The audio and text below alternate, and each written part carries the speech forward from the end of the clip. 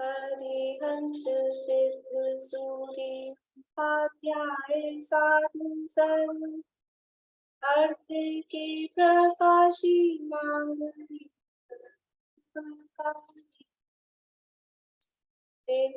को स्वर्ग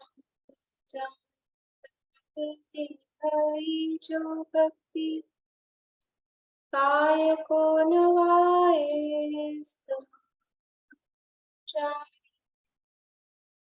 धन्य धन्य तुम तो काज सब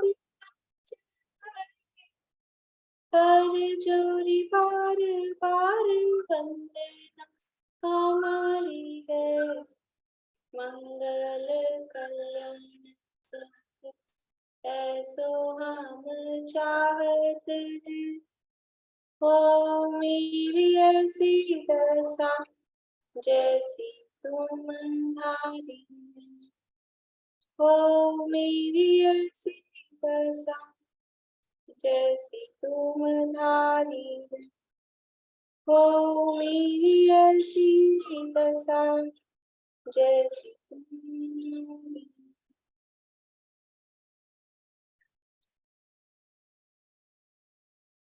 मोक्षमार्ग प्रकाशक संपन्न होने के उपरांत यहाँ पंडित टोडामल जी द्वारा रचित रहस्यपूर्ण चिट्ठी की चर्चा अपन कर रहे हैं और अनेक रहस्यों से भरी ये चिट्ठी है। कहने को चिट्ठी है लेकिन गंभीर रहस्य इसमें भरे हैं, इसलिए किसी शास्त्र से कम नहीं है। सम्यक्त्व का सम्यक दृष्टि का क्या दशा रहती है, उसकी अंतरंग स्थिति क्या रहती है और सविकल्प निर्विकल्प दशा में किस प्रकार वो वर्तन करता है और सम्यक प्रत्यक्ष होता है परोक्ष होता है इत्यादि प्रश्नों के उत्तर के स्वरूप में ये चिट्ठी यहाँ पर टोडामल जी साहब ने मुल्तान वालों को भेजी थी। इसमें अपनी चर्चा चल रही थी और यहाँ कहा था कि जो सम्यक्ति है, सम्यक्ति जब हो जाता है तो जो कुछ उसका ज्ञान था अभी तक कुमति पुरुषोत्त रूप था, 5 इंद्रिय मन से ही प्रवर्त रहा था और वो 5 इंद्रिय मन से प्रवर्तता हुआ वही ज्ञान अब सम्यक ज्ञान हो जाता है, सम्यक होती शुद्ध ज्ञान रूप हो जाता है। और अब यदि वो पदार्थों को गलत भी जाने तो भी उसका वो जानना मिथ्या नहीं कहलाता, क्योंकि वो मिथ्या और सम्यक जो ज्ञान का नाम पड़ा था वो तो उसकी मान्यता की तरफ से पड़ा था। मान्यता सही हो गई, श्रद्धांत सही हो गया तो ज्ञान भी सम्यक हो जाता है। और ये जो सम्यक ज्ञान है, ये सम्यक ज्ञान केवल ज्ञान का अंश है। केवल ज्ञान का अंश का मतलब क्या है, जो ऊपर भी कहा था, वही ज्ञान बढ़ते बढ़ते केवल ज्ञान रूप हो जाता है। तो बढ़ते बढ़ते केवल ज्ञान रूप हो जाता है, केवल ज्ञान का अंश है का मतलब मतिशुद्ध ज्ञान ही केवल ज्ञान हो जाता है ऐसा नहीं। मतिशुद्ध ज्ञान तो अलग पर्याय है, केवल ज्ञान अलग पर्याय है, लेकिन जाति वो सम्यक बना वही है दोनों का। इसलिए वही ज्ञान बढ़ते बढ़ते केवल ज्ञान हो जाता है, या ये जो मतिशुद्ध ज्ञान है ये केवल ज्ञान का अंश है, जाति अपेक्षा समानता होने से ऐसा कहा है। अब इस सम्यक्ति के जो परिणाम है ये सविकल्प और निर्विकल्प रूप होकर 2 प्रकार से प्रवर्तते हैं।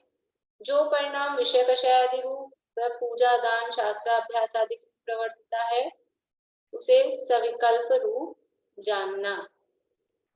पेज नंबर 342 पे पढ़ रहे हैं अपन कि सविकल्प रूप और निर्विकल्प रूप 2 प्रकार से परिणाम वर्तते हैं। तो जो सविकल्प रूप है उसमें चाहे शुभ रूप हो तो भी सविकल्प है, अशुभ रूप हो तो भी सविकल्प है। ये सविकल्प रूप प्रवर्तते हैं। और निर्विकल्प कब होते हैं कि देखो सम्यक दृष्टि हर समय निर्विकल्प होता है ऐसा नहीं है, और कभी भी निर्विकल्प नहीं होता है ऐसा भी नहीं है। कभी, अभी आगे शब्द आएगा लास्ट लाइन में, कभी कदाचित स्वरूप ध्यान करने को उद्यमी होता है। कदाचित मतलब कि बहुत बार बार में वो निर्विकल्प नहीं होता है। सम्यक दृष्टि कोई बहुत अधिक होता है, लेकिन कोई बार बार में सम्यक दृष्टि हो गया तो निर्विकल्प ही होता रहेगा, ऐसा नहीं है। अधिक काल किस में जाता है? सम्यक दृष्टि का अधिक काल तो सविकल्प दशा में ही है। निर्विकल्प दशा का टाइम तो बहुत कम है, सविकल्प दशा ही अधिक रूप है। तो ये जो इसके परिणाम है ये सविकल्प रूप है, और ये सविकल्प दो प्रकार का है, एक शुभ भाव रूप, एक अशुभ भाव रूप। तो यहाँ प्रश्न किया कि शुभाशुभ रूप परिणमित होते हुए सम्यक्त्व का अस्तित्व कैसे पाया जाता है। ये हमको समझ में नहीं आता, ये अटपटी चाल समझ में नहीं आती कि भाव तो हो रहे हैं अशुभ, कि भाव तो हो रहे हैं शुभ, और आप कह रहे हो सम्यक दृष्टि। सम्यक्त्व तो शुद्ध भाव रूप अवस्था का नाम है, सम्यक्त्व तो आत्मा के अनुभव का नाम है। तो ऐसा नहीं है, एक बार आत्मा का अनुभव हुआ, एक बार आत्मा का अनुभव हुआ फिर उसकी प्रतीति बनी रहती है। देखो अपन समझ लो कि कहीं गए यात्रा पे, महिला मंडल की बस लेके यात्रा पे गए, और यात्रा में जब गए बस में खूब अपन ने एंजॉय किया, तो वो उस समय मजा आया, ठीक है। और उसके बाद जब आ गए फिर दूसरे दिन क्या बातें होती है, बहुत मजा आया, ये तो बहुत मजा आया, ये तो बहुत अच्छा लगा। ये क्या होता है? वो उसकी प्रतीति बनी हुई है, वो परिणति चल रही है। और एक ही दिन तक नहीं, 2 4 10 20 दिन तक भी वो मजा आता रहता है कि नहीं? तत्काल जो मजा आया था वो अलग, और फिर बाद में उसको विचार करके और वो स्मृति में वो बना रहता है। कहीं भी कुछ भी खाने पीने का ले लो, देखने का ले लो, घूमने फिरने का ले लो, पहनने ओढ़ने का ले लो, जो भी कोई विषयों की जो भी आनंद है वो बने रहते हैं कि नहीं? वो उसकी प्रतीति, उसकी परिणति बनी रहती है। ऐसे सम्यक दृष्टि को भी जिस समय शुद्धोपयोग की दशा है उस समय वो आनंद शुद्धोपयोग का, और शुद्धोपयोग से बाहर आने पर भी वो परिणति, उसकी प्रतीति वो बनी रहती है। तो वो कैसा आनंद उसको बराबर ख्याल में रहता है, तो सम्यक कायम रहता है, क्योंकि वो आनंद की प्रतीति उसको बनी हुई है। वो प्रतीति छूट जाए, वो परिणति छूट जाए तो फिर समय तो छूट जाएगा, लेकिन वो प्रतीति बनी रहती। तो शुभाशुभ रूप परिणमित होते हुए भी अभी तो आ गए अब अपने घर में है, फिर भी वो प्रतीति बनी रहती है। वो इसके लिए यहाँ तो इन्होंने गुमाश्ते का उदाहरण दिया है, वरना वही समझ लो किसी लड़की की सगाई हुई है, अथवा समझ लो शादी हो गई, और शादी हो गई और उसके बाद में शादी के बाद में ससुराल चली गई, और उसके बाद फिर पीहर आई है। अब पीहर आई है तो पीहर में रह रही है, सहेलियों से बोल रही है, माता पिता से बोल रही है, भाई बहनों से बोल रही है, लेकिन अंदर प्रतीति क्या बनी रहती है? वो ससुराल की प्रतीति बनी रहती, वो चलता रहता है। ऐसे ही सम्यक दृष्टि जीव अंदर आत्मा के अनुभव की दशा है, निर्विकल्प दशा, वो तो है ससुराल। अब वो ससुराल से पीहर में आ गया सविकल्प दशा में। सविकल्प दशा में आया, कभी अशुभ रूप है, कभी शुभ रूप है, कुछ भी रूप चल रहा है, लेकिन अंदर वो प्रतीति, वहां जो अनुभव, जो भी फीलिंग आई है, वो प्रतीति बनी रहती है, वो परिणति बनी रहती है। तो ये प्रश्न उसको समझ में नहीं आ रहा है कि शुभाशुभ रूप परिणमित होते हुए समय का अस्तित्व कैसे पाया जाता है। कि तुम जैसे समय सार में एक जवाब ऐसा दिया, न विभाग अनभिज्ञोसी, तुम नए विभाग से अनभिज्ञ हो। ऐसे ही यहाँ पर तुम अलग अलग गुणों के परिणमन से अनभिज्ञ हो, तुम अलग अलग गुणों का अलग अलग काम नहीं जानते हो। एक काम है वो श्रद्धा गुण का है, एक काम है वो चारित्र गुण का है, दोनों गुण न्यारे न्यारे हैं, इसलिए दोनों का काम अलग अलग होता है, इसलिए वो चलता है। श्रद्धा सम्यक होने पर भी वो बाहर प्रवृत्ति में शुभाशुभ रूप दिखाई देती है। उदाहरण में दिया था, जैसे कोई गुमाश्ता सेठ के कार्य में प्रवर्तता है, उस कार्य को अपना भी कहता है, हर्ष विषाद को भी प्राप्त होता है, उस कार्य में प्रवर्तते हुए अपनी और सेठ की जुदाई का विचार नहीं करता। बिल्कुल ऐसा समझता है, अगर कोई बड़ा समझ लो क्या बोलते हैं कांटेक्ट होते होते रह जाए तो बहुत दुखी होता है, और कोई अच्छा बड़ा कॉन्टेक्ट अपने को मिल जाए, ऐसा पूरा प्रयास करता है, तेरे को क्या फर्क पड़ता है भाई, तेरा थोड़ा ना कुछ होने वाला है सेठ जी का। लेकिन नहीं, बिल्कुल अपना समझ के कि ये वाला तो अपना हो जाए बिजनेस, ये छूट नहीं जाए, और छूट जाए कोई ग्राहक निकल जाए तो अंदर में खेद खिन्न होता है, बिल्कुल जुदाई का विचार नहीं करते। परंतु अंतरंग में श्रद्धान यह ऐसा है कि यह मेरा कार्य नहीं है, ऐसा कार्य करता गुमाश्ता साहूकार है, यानी सज्जन है, ईमानदार है। यदि वह सेठ के धन को चुराकर अपना माने तो गुमाश्ता चोर हुए। उसी प्रकार कर्मोदय जनित शुभाशुभ रूप कार्य को करता हुआ तद्रूप परिणमित हो, जैसा वो सेठ के कार्य को करता हुआ बिल्कुल उस रूप, अपना कार्य बोलकर, अपना कार्य समझकर, बिल्कुल तद्रूप, उसके सेठ के लाभ में खुशी, नुकसान में दुख, बिल्कुल तद्रूप परिणमित होता है। ऐसे ही ये सम्यक दृष्टि जीव शुभ भाव रूप, अशुभ भाव रूप, विषय कषाय रूप की पूजा पाठ, प्रत्युत्पाद आदि रूप प्रवर्तता हुआ दिखाई देता है, तद्रूप परिणमित हो। तथापि अंतरंग में श्रद्धान ऐसा है कि यह कार्य मेरा नहीं है। श्रद्धान ये है कि ये शरीर की परिणति, शरीर की क्रिया अलग, और मेरी परिणति, मेरी क्रिया अलग। श्रद्धान ऐसा है। यदि शरीर आश्रित व्रत संयम को भी अपना माने तो मिथ्या दृष्टि, वो सम्यक दृष्टि यदि ये माने कि शरीर की क्रिया मैं करता हूँ, क्योंकि तो मानने का है, शरीर की क्रिया को तो कोई भी नहीं करता, ना सम्यक दृष्टि करता है ना मिथ्या दृष्टि करता है। यदि हम करते होते शरीर की क्रिया, सम्यक दृष्टि तो शरीर की क्रिया नहीं करता, शरीर की क्रिया को अपनी मानता भी नहीं है और वो करता भी नहीं है, लेकिन मिथ्या दृष्टि तो अपनी मानता है ना शरीर की क्रिया को। तो यदि वो शरीर की क्रिया का करता हो तो फिर किसी भी मिथ्या दृष्टि के कमर में दर्द, घुटनों में दर्द, दांत में दर्द, बाल सफेद, ये नहीं होना चाहिए, क्योंकि वो तो शरीर की क्रिया करता है। फिर गाय को बाल सफेद हो जाते हैं, गाय को दांत दर्द होते हैं, कि दांत टूट जाते हैं, कि बाल टूट जाते हैं, कि शरीर में ये समस्याएं हो जाती है। करता हो ना आप तो शरीर की क्रिया को, फिर करो, फिर बिगड़ने मत दो। लेकिन करता तो कोई भी नहीं है। लेकिन अंतर क्या है दोनों में? मिथ्या दृष्टि उस होते हुए परिणमन को मैं करता हूं ऐसा मानता है, और ये मानता है कि मैं करता हूं, मैं कर सकता हूं, और होता तो है नहीं उसके हिसाब से, इसलिए दुखी होता है, इसलिए परेशान रहता है।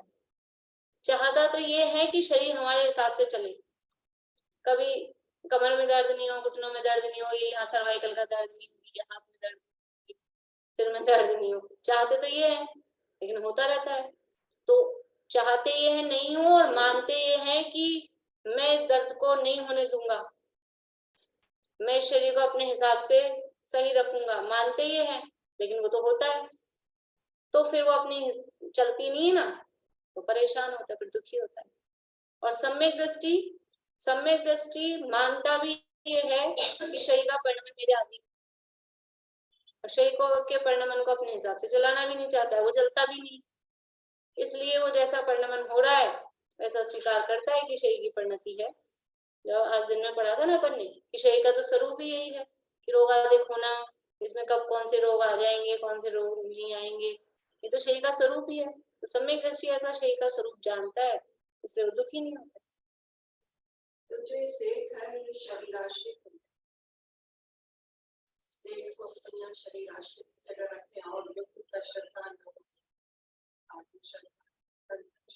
सेठ शरीर आश्रित नहीं, सेठ हुआ शरीर या कर्म आश्रित कर्म, या तो शरीर को मान लो सेठ, या कर्म को, कर्म के कर्म का कार्य कर रहा है ना ऊपर से काम कर, सेठ के कार्य को करता हुआ, तो ये कर्मोदय जनित शुभाशुभ कार्य को करता हुआ, तो सेठ हो गया कर्म समय, और ये सम्यक दृष्टि जीव है वो उसका उन्हीं कर्म के हिसाब से जो काम हो रहा है उसको वैसा कर रहे हैं। तो यदि शरीर आश्रित व्रत संयम को भी अपना माने तो मिथ्या दृष्टि हो, सो ऐसे सविकल्प परिणाम होते हैं। कैसे सविकल्प परिणाम होते हैं? कि बाहर में वो शुभाशुभ रूप क्रिया या प्रवृत्ति करता हुआ दिख रहा है, लेकिन मानता नहीं ये शरीर की क्रिया को मैं करता हूँ, या ये शरीर की क्रिया को मैं कर सकता हूँ, करता हूँ नहीं करता हूँ ये तो एक फिर भी सिंपल लगता है, लेकिन मान्यता क्या रहती है, इस शरीर की क्रिया को मैं कर सकता हूँ, मैं अपने शरीर को अपने हिसाब से चलाता हूँ, चला सकता हूँ, ये जो मान्यता है ये मान्यता मिथ्या है। देखिए इसमें से ये गुरुदेव श्री के प्रवचनों में से मैं आपको पढ़ के सुनाई थी, जो पूरा ही इस पे प्रवचन है, पूरा नहीं पढ़ूंगी, उसमें से जो मोटी मतलब इम्पोर्टेंट जो बातें हैं ना, जो पॉइंट उन्होंने लिए। शुभाशुभ परिणाम के समय में भी धर्मात्मा को शुद्धात्म श्रद्धानुरूप निश्चय सम्यक तो रहता है, यह बात यहाँ पर दृष्टांत देकर समझाई है। श्रद्धा में तो कोई सविकल्प या निर्विकल्प ऐसा भेद है नहीं, श्रद्धा में सविकल्प निर्विकल्प भेद नहीं है, ये अभी सविकल्प हो रहा है कि निर्विकल्प हो रहा है, श्रद्धा में ऐसा भेद नहीं है। अशुभ राग रूप सविकल्प दशा हो या शुभ राग रूप सविकल्प दशा, सम्यक तो इन दोनों से पार शुद्धात्मा के श्रद्धान रूप वर्तता है, चाहे अशुभ राग रूप सविकल्प दशा है कि शुभ राग रूप सविकल्प दशा है, सम्यक तो दोनों से ही रहित, शुभ अशुभ से रहित वो शुद्धात्मा के श्रद्धान रूप है। और शुभ रूप दशा हो कि अशुभ रूप दशा हो, शुद्धात्मा का श्रद्धान दोनों में बना रहता है, रह सकता है, उसमें कोई प्रॉब्लम नहीं है।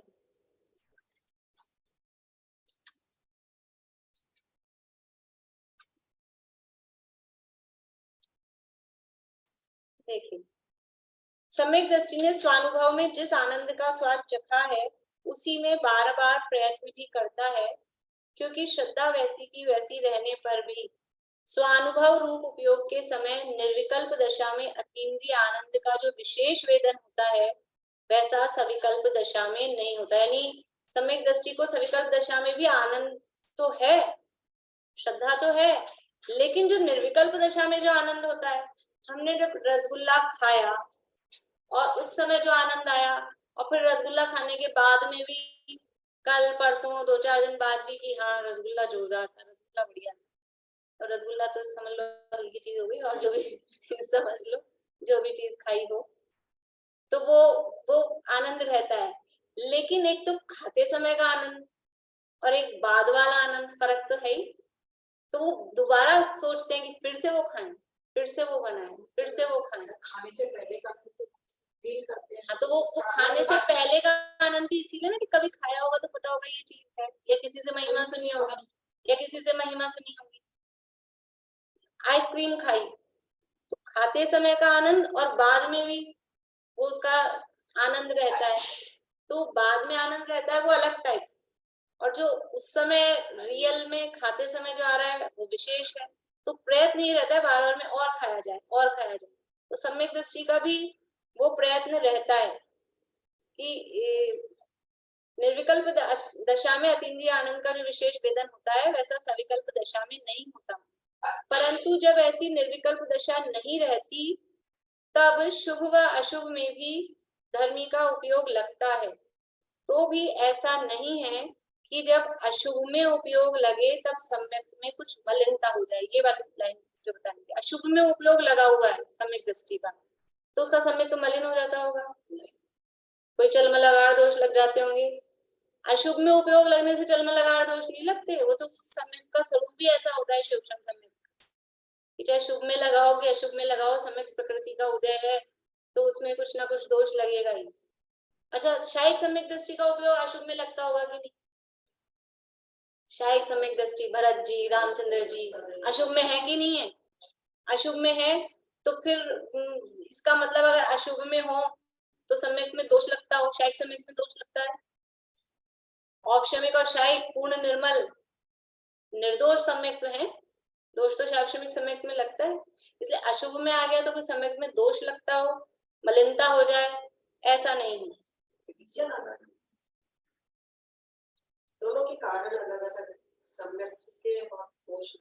हाँ इंद्रिय की ओर उपयोग लगा हो उस समय का सम्यक तो अलग हो, और अतीन्द्रिय उपयोग हो उस समय का सम्यक तो अलग हो। अभी इंद्रियों की तरफ से सम्यक दृष्टि है, अभी इंद्रियों में उपयोग लगा है, आंख से जान रहा है, कान से सुन रहा है, स्पर्शन से छू के देख रहा है, इंद्रिय में उपयोग लगा है, तो अभी इसका सम्यक अलग टाइप का है। और जब अतीन्द्रिय अंदर आत्मा का आनंद ले रहा है तब सम्यक अलग टाइप का है। ऐसा है, ऐसा नहीं है, ऐसा नहीं। इंद्रिय की ओर उपयोग लगा हो उस समय का सम्यक जुदा, तथा अतीन्द्रिय उपयोग हो उस समय का सम्यक जुदा। ऐसे भी दो भेद सम्यक दर्शन में नहीं है, ऐसे कोई अलग अलग भेद होते हों, ऐसा नहीं है। कि गुरुदेव श्री का पढ़ रही हूँ मैं, गुरुदेव श्री खोल रही हूँ। बोलिए भारती आंटी। नहीं, मैं कह रही थी अतीन्द्रिय आनंद का जब अनुभव कर रहा है सम्यक दृष्टि, वो इससे अलग कैसे नहीं हुआ? उसका तो आनंद अलग ही हुआ ना। आनंद तो वो मतलब उस समय जस्ट फील में ले रहा है और एक वो प्रतीति रूप है, उसका अंतर। लेकिन सम्यक में अंतर नहीं कि सविकल्प दशा में है तो सम्यक शायद क्षमिक होगा, और निर्विकल्प दशा में है तो सम्यक तो शायिक हो जाएगा। ये सम्यक कोई अलग होगा, वो सम्यक कोई अलग होगा, ऐसे सम्यक में अंतर नहीं है। पर वो वेदन में तो फर्क, वेदन में तो फर्क, विशेषता कही है, वेदन में विशेषता है। एक प्रतीति रूप वेदन है और एक उसको अनुभव रूप वेदन। हाँ, तो उसमें अंतर है, लेकिन सम्यक में कोई अंतर नहीं। सम्यक तो वही, तो कर्मों की तरफ से है ना। ये तीन भेद तो कर्मों के उपशम क्षय उपशम की तरफ से हैं। दर्शन मोहनी कर्म का उपशम है तो औपशमिक, दर्शन मोहनी कर्म का क्षय है तो शायिक, और दर्शन मोहनी कर्म का क्षय उपशम है। कि दो प्रकृतियों का उदयाभावी से सदवस्था रूप उपशम और सम्यक प्रकृति का उदय, उसकी अपेक्षा से ये औपशमिक क्षापशमिक शायिक तो कर्म की तरफ से है ना। देखिए, और इसी तरह से सम्यक दृष्टि का ऐसा मतिशुद्ध ज्ञान जब स्वानुभव में प्रवर्ते तब तो निर्विकल्पता होती है, और जब बाहर के शुभाशुभ कार्य में प्रवर्ते तब सविकल्पता होती है। सविकल्पता हो या निर्विकल्पता हो, सम्यक दर्शन तो दोनों समय एक सा ही रहता है, चाहे सविकल्प हो चाहे निर्विकल्प हो। ऐसा नहीं है सविकल्प है तो वो कोई हीन हो गया है, क्योंकि प्रश्न ये था कि वो शुभाशुभ रूप पढ़ने में थोड़ा सम्यक का अस्तित्व कैसे पाया जा रहा है, मतलब उसको हे समझ रहा है कि सम्यक दृष्टि है तो शुभाशुभ तो हो ही नहीं सकते उसके भाव। तो ऐसा नहीं, सम्यक तो वही है। तो सविकल्पता हो या निर्विकल्पता हो, सम्यक दर्शन तो दोनों समय एक सा ही रहता है। ऐसा नहीं है कि निर्विकल्पता के समय सम्यक दर्शन विशेष निर्मल हो जाए और सविकल्पता के समय उसमें कुछ मलिनता आ जाए। सविकल्प दशा होने पर भी किसी को शायिक सम्यक हो, शायिक सम्यक तो है उसको सविकल्प दशा है, और कोई निर्विकल्प दशा में है और उसको शायिक सम्यक दशा है। हो सकता है कि नहीं ऐसा हो सकता? शायिक सम्यक दृष्टि सविकल्प दशा में हो, शायिक सम्यक दृष्टि निर्विकल्प दशा में हो। इसे सविकल्प निर्विकल्प से सम्यक की क्वालिटी नहीं कही जा सकती, उसकी जाति नहीं कही, मतलब जाति मतलब ये जो भेद वाली है ऑप्शन ये नहीं कही जा सकती। फिर से पढ़ती हूँ।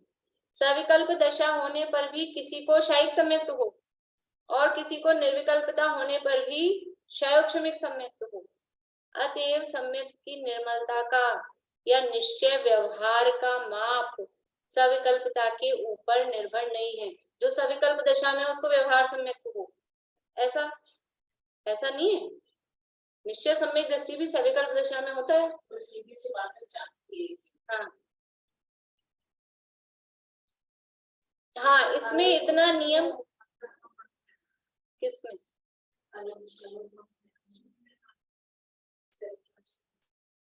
तो वो कहा ना वेदन विशेष है, वो बात अलग है, वेदन विशेष।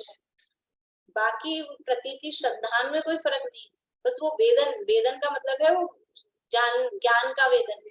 हाँ, उसमें फर्क है। जैसे अभी रसगुल्ला जिस समय मुंह में है उस समय का स्वाद, और एक बाद में उसका, भाई अभी अपने को रसगुल्ले का स्वाद पता है कि नहीं है? पता, लेकिन अभी उसका मजा और एक खाते समय का मजा, वो विशेषता में फर्क है। इमली बोली तो इमली बोलते ही मुंह में पानी, वो कैसे आया कि खाई भी है, उसका पता है कि कैसे होती है। तो वो, लेकिन एक मुंह में रखी है इमली तब, वो अंतर है। लेकिन उससे सम्यक्त्व में मतलब श्रद्धान में फर्क नहीं पड़ता है सविकल्पता में होकर। दोनों स्थितियों में हाँ हाँ हाँ, स्वाद अलग नहीं मानेगा। इमली का जो स्वाद है वो चाहे सविकल्प रूप हो चाहे निर्विकल्प रूप हो, वो स्वाद तो वही जो खटास वाला है वो उसको ख्याल में रहेगा, वो प्रतीति बनी रहेगी। अतएव सम्यक्त्व की निर्मलता का या निश्चय व्यवहार का माप सविकल्पता के ऊपर निर्भर नहीं है। हाँ, इसमें इतना नियम अवश्य है कि सम्यक्त्व की उत्पत्ति के काल में जिस समय उत्पन्न हो रहा है उस समय निर्विकल्प अनुभूति अवश्य होती है, उस समय निर्विकल्पता का नियम है। फिर बाद में सविकल्प हो कि निर्विकल्प हो फिर सम्यक्त्व में कोई फर्क नहीं पड़ता। उत्पत्ति के काल में निर्विकल्प अनुभूति अवश्य होती है। देखो फिर और आगे यहाँ इस प्रश्न का समाधान चल रहा है कि जब शुभ अशुभ में उपयोग वर्तता हो तब सम्यक्त्व का अस्तित्व कैसे बना है। भाई सम्यक्त्व है सो उपयोग नहीं है। शुभ अशुभ तो क्या है, कल भी अपन ने इसकी चर्चा की थी। शुभ अशुभ तो है उपयोग और सम्यक्त्व है वो शुद्धा गुण की परिणति है और शुभ अशुभ उपयोग या चारित्र गुण की परिणति। तो सम्यक्त्व है सो उपयोग नहीं, उपयोग ज्ञान गुण की, लेकिन शुभ अशुभ के साथ उसको मिलाएंगे तो वो चारित्र की तरफ से कहा जाएगा। अकेला उपयोग कहेंगे तो वो ज्ञान गुण की पर्याय। और वो ज्ञान कल अपन ने बात की थी कि वो ज्ञान को यानी श्रद्धा का उपचार ज्ञान पे करके उस उपयोग को शुभ या अशुभ, श्रद्धा नहीं सॉरी चारित्र का उपचार ज्ञान पर करके उस उपयोग को शुभ या अशुभ ऐसा कहा जाता है। उपयोग जब शुभाशुभ में हो तब भी शुद्धात्मा का अंतरंग श्रद्धांत तो धर्मी को वैसा का वैसा ही रहता है। एक बात और है कि निर्विकल्पता के समय में निश्चय सम्यक्त्व और सविकल्पता के समय में व्यवहार सम्यक्त्व ऐसा भी नहीं है। देखो एक तो पॉइंट वो उठाया कि सविकल्पता में कोई शैक्षणिक सम्यक्त्व है कि निर्विकल्पता में शायद सम्यक्त्व है, मतलब ऐसा सम्यक्त्व का भी भेद नहीं। अभी निश्चय व्यवहार वाला भेद कह रहे हैं कि निर्विकल्पता है तो निश्चय सम्यक और सविकल्पता आ गई तो व्यवहार सम्यक, ऐसा भी नहीं है। चौथे गुण स्थान में मिथ्यात्व को नष्ट करके निर्विकल्प स्वानुभूति पूर्वक शुद्धात्म प्रतीति रूप जो सम्यक दर्शन प्रगटा है वह निश्चय सम्यक दर्शन है। जो प्रकट हुई ना आत्मा की अनुभूति होकर वो निश्चय सम्यक दर्शन है।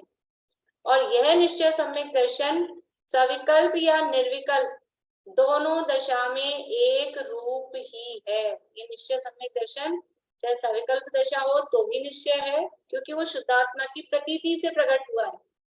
शुद्धात्मा की प्रतीति से प्रकट हुआ है तो सविकल्प दशा में भी निश्चय है और निर्विकल्प दशा में भी निश्चय है।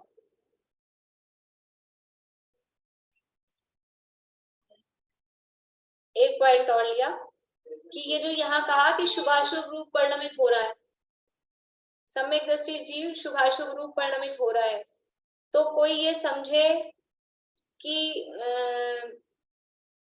मतलब शुभ भाव सम्यक दृष्टि को शुभ भाव भी होता है, ये कहा शुभ भाव भी होता है अशुभ भाव भी होता है। तो ये बात सुन के कि सम्यक दृष्टि को शुभ भाव होता है, कोई ऐसा समझ ले कि शुभ भाव से सम्यक दर्शन होता है, तो ऐसा अर्थ भी इसका नहीं निकालना। धर्मी को शुभ भाव के समय भी सम्यक तो होता है रहता है ऐसा कहा जा रहा है। इससे ऐसा नहीं समझ लेना कि शुभ भाव करते करते सम्यक तो हो जाएगा, क्योंकि सम्यक दृष्टि को भी तो आप शुभ भाव के समय सम्यक तो कह रहे हो, शुभ अशुभ भाव के समय सम्यक तो कह रहे हो, तो फिर हम शुभ अशुभ भाव करते करते अपने को सम्यक तो हो जाएगा, ऐसा अर्थ नहीं समझना। शुभ के समय जिसे शुभ से रहित ऐसे शुद्धात्मा की श्रद्धा वर्तती है वो सम्यक दृष्टि है। भले ही शुभ चल रहा है लेकिन शुभ के समय भी जिसको शुभाशुभ से रहित शुद्धात्मा, उस शुभ से रहित अपने शुद्धात्मा की श्रद्धा जिसको वर्तती है वो सम्यक दृष्टि है। इस प्रकार से ये सम्यक दृष्टि की दशा है। तो वो बहुत बड़ा और भी, लेकिन इसमें से जो जो पॉइंट थे मैं अंडरलाइन करके लाई थी कि आपको बताएं। देखिए अब अपना आगे पढ़ते हैं। हाँ, ये गुरुदेव श्री ने बोली इतनी सारी चीज, मतलब अपना दिमाग नहीं चलता इसमें, मतलब इसमें पढ़ना पड़ता है मुझे भी ये गुरुदेव श्री का। ऐसे मोक्षा प्रकाशक में अब जरूरत नहीं पड़ती थी कि पढ़ूं, लेकिन इसमें बात मतलब क्या विशेष खोल रहे हैं, क्या विशेष बात बता रहे हैं, देखना। हाँ हाँ, कि हाँ इसी प्रश्न को, तो इसी प्रश्न के खुलासे में करते हुए सम्यक भी नहीं, मतलब करने से सम्यक दर्शन।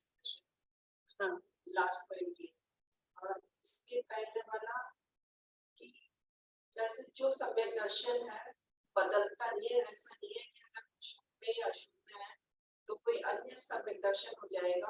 औपशमिक क्षय का बदलाव, अन्य सम्यक दर्शन, निश्चय व्यवहार सम्यक, वही सम्यक के जो टाइप्स है ना, कि सविकल्प दशा है तो व्यवहार सम्यक, और निर्विकल्प दशा है तो निश्चय सम्यक, ऐसा नहीं। और सविकल्प दशा है तो हीन मतलब शैक्षणिक सम्यक तो हल्का सम्यक हो, और निर्विकल्प दशा है तो क्षयिक सम्यक हो, ऐसा इससे कोई सिद्धांत। वो चारित्र की अपेक्षा में सम्यक में भी कहते हैं सराग सम्यक में वितराग सम्यक, तो वहां पे तो दो अपेक्षाएं मिलती है। राजवार्तिक में क्षयिक सम्यक को वितराग सम्यक को कहा, बाकी के दो सम्यक को सराग सम्यक कहा, वो एक राजवार्तिक में अपेक्षा है। बाकी सामान्य जो अपने चलता है सराग सम्यक, मतलब सम्यक के साथ वर्तने वाला राग शुद्ध भाव, और वितराग सम्यक मतलब वो जो शुद्ध भाव रूप है या जो परिणति है, शुद्ध परिणति। चारित्रिक अपेक्षा देख क्या, हाँ पीछे कहीं आया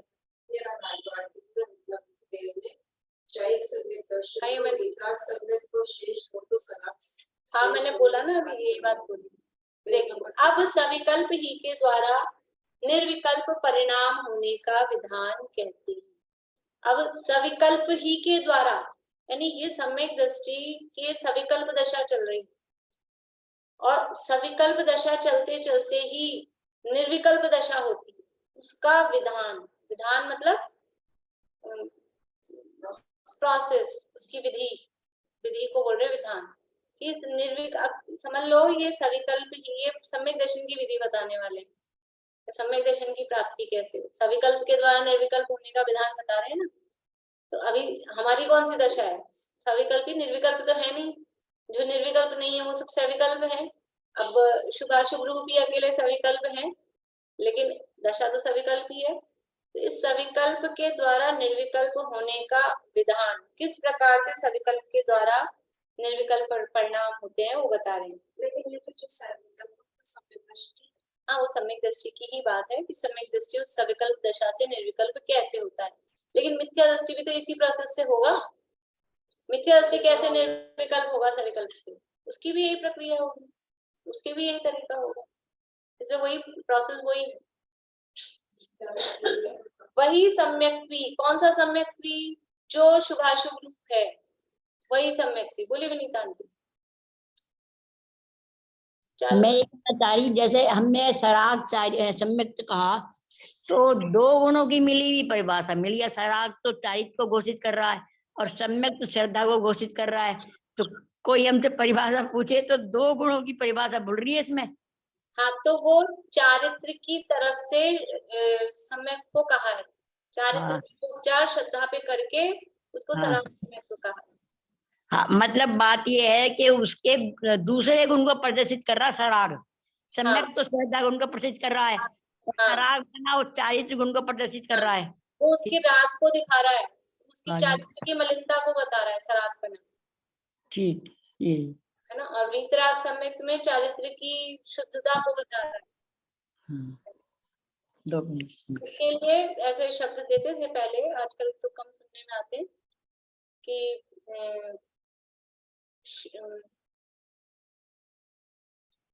ज्ञान अपेक्षा सम्यक श्रद्धा, नहीं ज्ञान अपेक्षा श्रद्धा का निरूपण, चारित्र अपेक्षा श्रद्धा का निरूपण, मेरे को सही शब्द है, प्रदीप जी अंजलि की क्लास में आता था ये शब्द। ऐसा है, मतलब एक गुण की तरफ से दूसरे गुण का उपचार, ऐसा करके। अपने द्रव्य संग्रह में आया था ना श्रद्धा प्रधान ज्ञान। हाँ, श्रद्धा प्रधान ज्ञान, तो वो श्रद्धा प्रधान सम्यक है कि ज्ञान प्रधान सम्यक है कि चारित्र प्रधान सम्यक प्रधान शब्द है। तो वो ऐसे अलग अलग तरह से सम्यक को देखा जाता है, श्रद्धा प्रधान सम्यक कि ज्ञान प्रधान सम्यक कि चारित्र प्रधान सम्यक। तो ये सराग वितराग है, वो चारित्र को प्रधान करके सम्यक को देखा जाता है, क्योंकि राग है वो चारित्र की पर्याय है।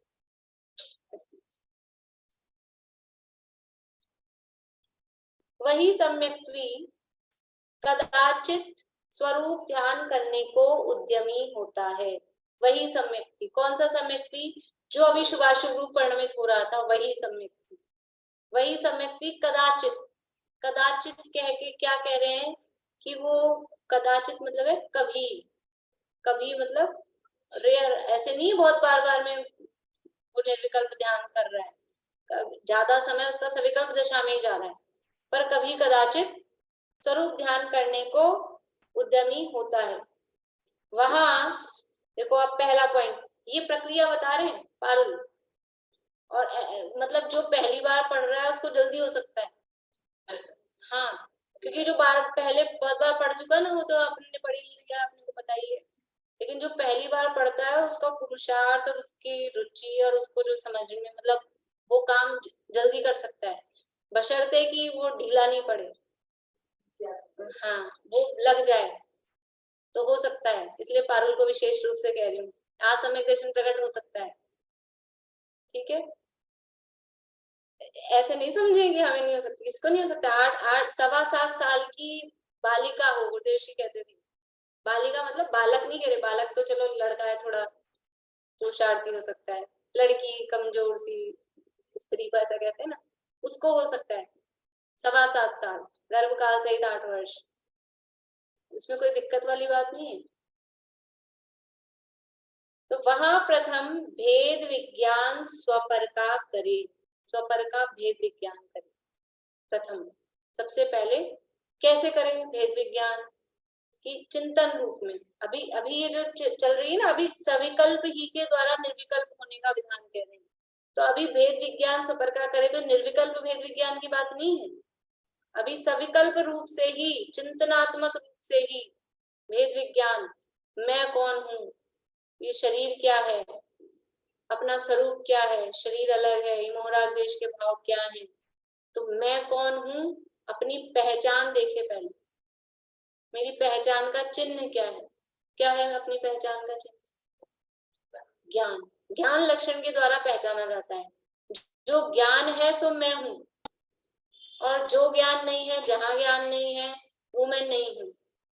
तो अब ये शरीर, ये ज्ञान है क्या? कि ये तो ज्ञान नहीं है। इसमें ज्ञान है क्या? इसमें भी ज्ञान नहीं है। तो फिर ये मैं हूँ क्या? ये मैं हो सकता हूँ क्या? ये तो मैं नहीं हो सकता। ये मोहराग देश के जो भाव होते हैं, क्रोधमान माया लोग, ये तो मैं हूं ना। कि इस क्रोध में ज्ञान है क्या? क्रोध में ज्ञान है क्या? ज्ञान में क्रोध है क्या? ज्ञान में क्रोध, उपयोग में उपयोग है, उपयोग नहीं क्रोधादि में है। क्रोध क्रोध विषय नहीं, उपयोग में क्रोधादि। ज्ञान में क्रोध आ सकता है, मतलब जानने में आ सकता है, लेकिन फिर भी उस ज्ञान को खोजेंगे तो उसमें कहीं क्रोध मिलेगा नहीं। तो क्रोध अलग है, ज्ञान अलग है। क्यों है? क्योंकि क्रोध जानता है क्या? जब जो क्रोध हो रहा है, वो क्रोध खुद को जानता है क्या? उस क्रोध को कौन जान रहा है? ये उंगली हिली, ये उंगली खुद जान रही है कि मैं हिल रही हूँ? इसको कौन जान रहा है? इसको जानने वाला अलग। अब ये क्रोध आया तो क्रोध को पता है कि मैं क्रोध हूं। क्रोध अपने आप को जान सकता है, मान माया लोभ हास्य रति अरति, कोई अपने को नहीं। कौन जान तो रहा है, जानने में तो आ रहा है कि क्रोध आया, तो ये जान कौन रहा है? ये जानने वाला जो है वो मैं हूं। ये ऐसा भेद विज्ञान स्वपर का करी। और कर्म के उदय, कर्म तो क्या है कि बीच में साइलेंट से रहते हैं। एक तो ये नो कर्म शरीर और भाव कर्म, कर्म दिखते नहीं है ना, क्योंकि उसका उदय के हिसाब से, कर्म के उदय के हिसाब से फिर अपन विचार करूं, वरना एकदम से कर्म तो दिखाई नहीं देते। अभी कर्म का जो उदय है, ज्ञान कम हो रहा है कि ज्यादा हो रहा है, तो वो अपने आप को जानता है कि मैं कर्म हूं, ये मेरा उदय चल रहा है। इसको भी जान कौन रहा है? कि मैं, ये ज्ञान जान रहा है। तो ये भेद विज्ञान, प्रथम भेद विज्ञान स्वपर का करे, नो कर्म द्रव्य कर्म भाव कर्म रहित, केवल चैतन्य चमत्कार मात्र अपना स्वरूप जाने। बस आज इतना ही करना है, भेद विज्ञान स्वपर का करना है। और फिर ये इस भेद विज्ञान में ही द्रव्य कर्म भाव कर्म नो कर्म से रहित जो अपना चैतन्य ज्ञान, चैतन्य का मतलब क्या है? ज्ञान, ज्ञान स्वभावी ज्ञान दर्शन स्वरूपी वो चैतन्य है। तो ये चैतन्य कैसा है? चमत्कार है। इसकी चमत्कारिता समझ में आ जाए ना तो सम्यक दर्शन हो जाए। चमत्कार ख्याल में नहीं आता कि ज्ञान कैसा चमत्कार है। दुनिया में ज्ञान, अभय जी वैसा वैसा बोलते हैं कि किसी की भी उपयोगिता, या संजीव जी बोलते होंगे, किसी भी चीज की उपयोगिता पता करनी हो, मतलब उसकी वैल्यू, तो उसको हटा के देख लो, ये नहीं हो तो फिर क्या होगा। तो दुनिया में ज्ञान नहीं हो तो क्या होगा? फिर कहाँ लहते रहते अविचारी, तो किस भांति पदार्थ भांति, कहाँ लहते रहते अविचारी। ये कौन है दुनिया में? जीव जीवा, ये जीव धर्म धर्म आकाश काल, कौन जानता? अपने आप को कौन जान सकता था? फिर तो जैसे बस गोलमोल होता रहता मामला, क्या होता। इसलिए अपने चैतन्य चमत्कार मात्र अपना स्वरूप जाने, भेद विज्ञान करना है। बैठ जाना अभी से, भेद विज्ञान करना, अभी तो उठ के जाना पड़ेगा। तो जाते ही बैठ के वापस उसको रिकॉल करना है, जुगाली करनी है। भेद विज्ञान और अपने चैतन्य चमत्कार मात्र स्वरूप का विचार। फिर क्या होता है?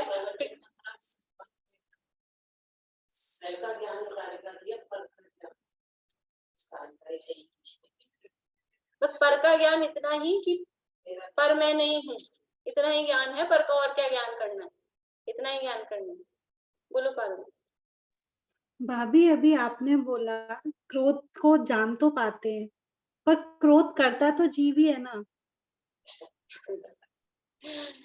जीव करता है, कैसे कर रहा है?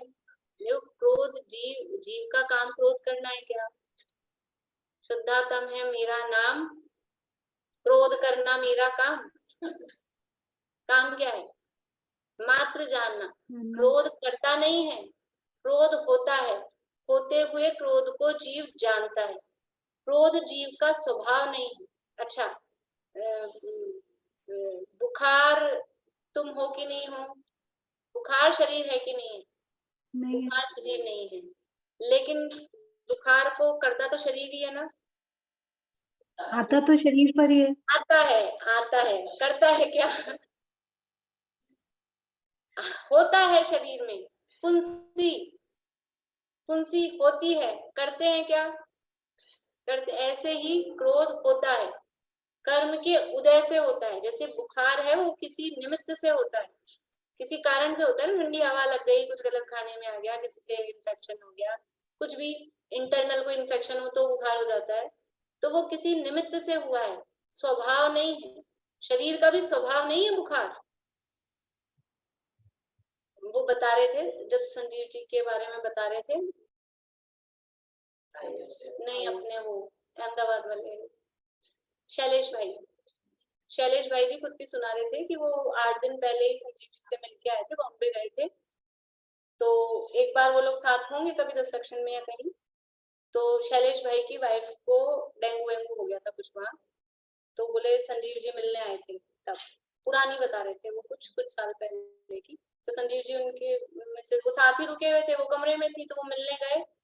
तो बोले भाभी ये जो बुखार है ये आत्मा का स्वरूप तो है ही नहीं, आत्मा का स्वभाव तो है ही नहीं, लेकिन ये बुखार शरीर का भी स्वभाव नहीं है। शरीर का स्वभाव है क्या बुखार? शरीर का भी तो स्वभाव नहीं है ना, मिली जुली क्या। शरीर का स्वभाव बुखार होना है क्या? फिर तो हमेशा बुखार रहे। आप कुछ और सुन रहे हो। कहीं और हो आप, ठीक है ना। तो शरीर का भी स्वभाव नहीं है।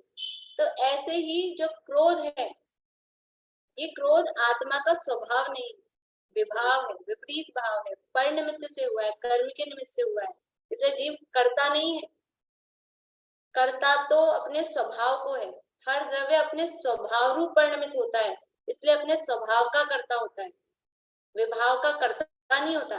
विभाव तो हो जाता है, हाँ। तो भाभी कई बार ऐसे निमित्त मिलते हैं कि गुस्सा आए पर नहीं आता, तो इसका मतलब ये है कि उस समय क्रोध कर्म का उदय नहीं है। नहीं, उदय तो मान लो उदय नहीं है ऐसा भी कह सकते हैं, और कभी उदय होता है तो भी वो हल्के में, उसके अनुभाग अपन पुरुषार्थ करें वो कम में निकल जाता है। ये भी कह सकते हैं कि नहीं है उस समय उदय।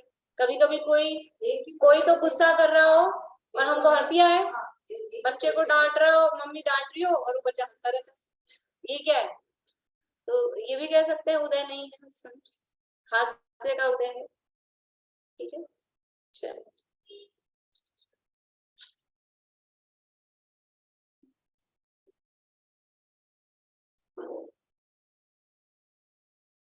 सांची तो गंगाएं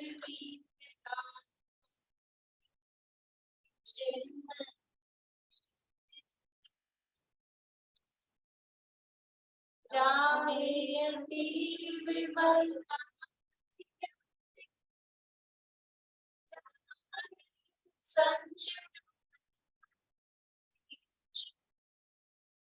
सांची तो गंगाएं सप्त भंग जन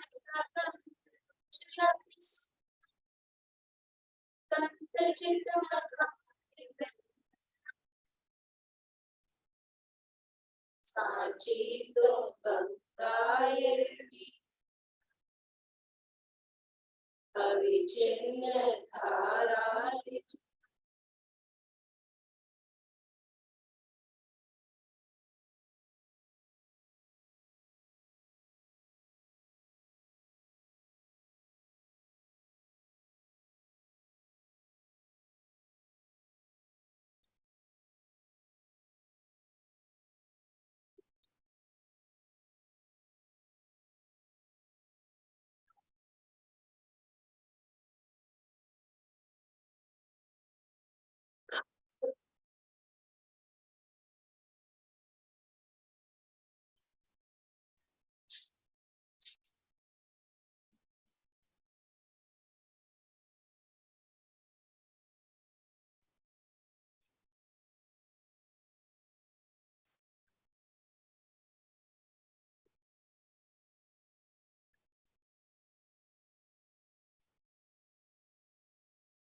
दर्शन